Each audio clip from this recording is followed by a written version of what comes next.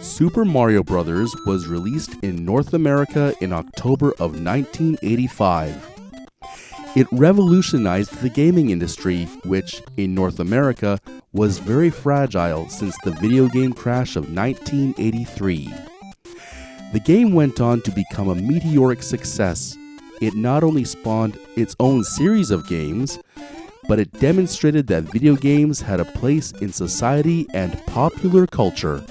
In the almost 40 years since this game first appeared in households around the world, video games have continued to advance and evolve. We have seen games move into the 3D realm, stories have become deeper, and we have seen games become bigger in scope in virtually every way. There are games that can now take days, even months to complete.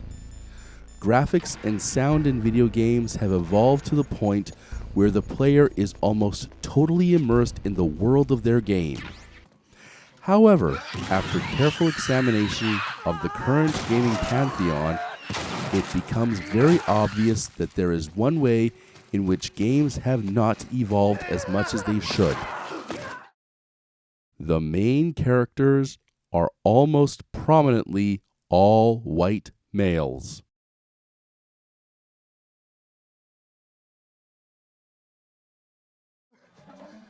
You look just like your old man.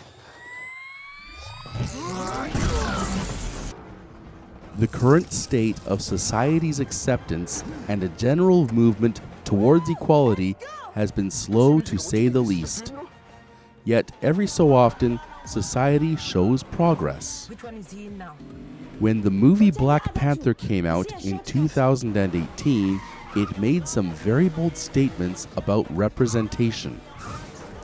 It's not to say that people of color haven't been featured before, but in a time where messages of acceptance and equality seem to be falling on deaf ears, the movie was a wonderful reminder to the rest of the world. University of Illinois professor Kishona Gray has come forward saying, "In film, there have historically been 3 roles you see black characters in: black as violent, black as the sidekick, black as the help. This has also been true in video games." Kishona Gray. While exploring the state of video games today and the general lack of diversity, there is more to examine than simply race. If we look back at Super Mario Bros., we see that the main objective here is for our white male hero to traverse worlds to save, of all people, a princess. The stereotypical damsel in distress. This is a trend that has continued as video games have continued to evolve. Way too seldom do we see a female take the reins and be the hero. But there is the odd time where a female character does break through. But what message is that sending? On October 24th, 1996, the world was introduced to Tomb Raider, an action game featuring a female protagonist named Lara Croft. But what audience are we attracting? Female gamers? If we look at the character of Lara Croft, we see a hypersexualized figure who is pretty much the stereotypically perfect woman. Does this count as female representation? Or is this a group of males who are designing something trying to please a certain audience? If so, which audience? To say that there is no representation of equality is an untrue statement. While we are seeing some hints of representation, these hints are too few and far between. More can be done.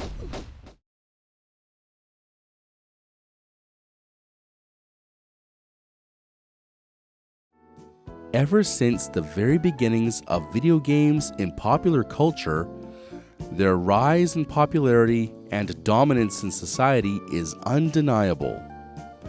From putting quarters into arcade machines in the late 1970s, to that group of kids sitting around an NES and a tube TV in the early 1990s, to today, where you don't even need to be in the same room as someone to play against them. Video games have certainly come a long way, but in terms of equality and representation, the movement has been very slow. We are still seeing so many games featuring white males as the primary protagonist. So, what is the answer? There is no magic switch, no easy fix, but there are areas where we can start. One such area is at the top. We need greater representation behind the scenes. We need to encourage more females and more people of different races to go into the field to create video games themselves. In 2014, the video game Never Alone was released by Upper One Games. It was one of the first games actually produced by Indigenous people, and it made huge strides when it was first released. The main protagonist in the game is Nuna, a young First Nations girl. The message within the game very much echoes many First Peoples principles. To succeed in the game, players learn to develop respectful relations with the main antagonist of the game, nature. A quote by Katarina Barnes.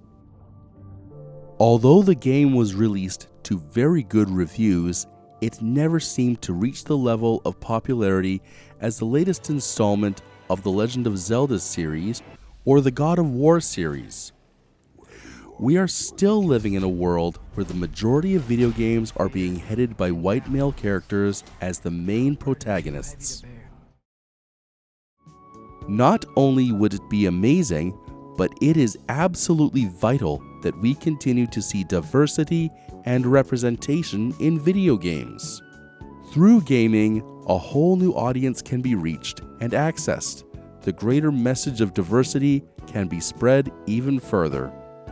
Tanya DePass, founder of a nonprofit specifically trying to resolve these issues, is quoted as saying, "The biggest thing is diverse staff at the leadership level." Tanya DePass. While there has been some progress in recent years, there needs to be more, especially as we progress through this world that is desperately needing more representation and diversity education. Just because a woman is the main protagonist doesn't mean she needs to be hypersexualized. Eric Cohen Peckham is quoted as saying, "If the current news cycle is helping change the attitude and energize executives in the industry to step up, the most impactful action they can take is to approach diversity as a product development priority, not as a PR issue." Eric Cohen Peckham. If one day we can see executives taking diversity and representation seriously, then maybe one day we can see real change. We can see games move in a direction other than simply just better graphics or resolution. We may see games that make a real difference, and one day see all people represented by this medium, which so many of us have grown to love and embrace as a part of our culture and society.